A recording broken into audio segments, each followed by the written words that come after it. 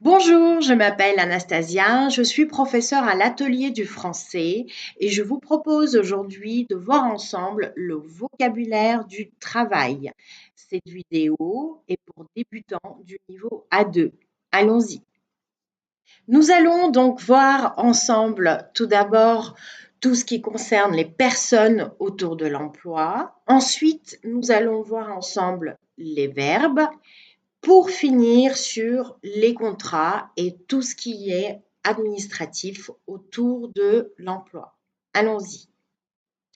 L'employeur ou le patron, c'est celui qui va embaucher le salarié à un poste de travail. Le salarié ou l'employé, c'est celui qui va occuper le poste.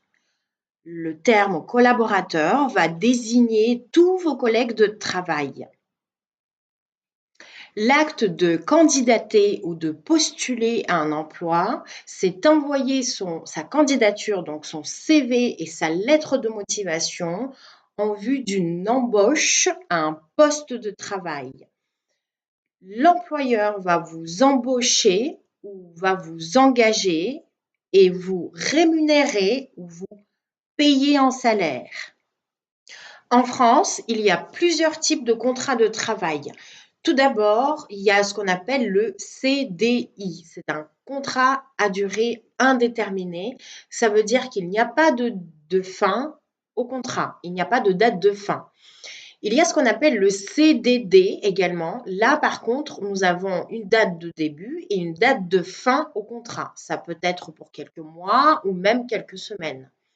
Il y a aussi ce qu'on appelle les contrats saisonniers, donc c'est pour toute une saison, par exemple pour l'été, ou alors le contrat intérimaire, donc c'est un accroissement d'activité de l'entreprise temporaire et on embauche quelqu'un pour quelques semaines, par exemple pour remplacer un salarié. Il y a ce qu'on appelle également les contrats d'indépendants. Là, c'est quelqu'un qui vient effectuer une mission, mais qui n'est pas embauché dans l'entreprise. Parlons des vacances ou ce qu'on appelle les congés ou arrêts de travail. On a ce qu'on appelle les congés payés, ça c'est les congés classiques qui sont rémunérés par l'employeur, c'est-à-dire qui sont payés. Nous avons aussi les congés sans solde. Là, c'est par exemple quelqu'un qui part pour un an quelque part, mais qui voudrait revenir dans l'entreprise.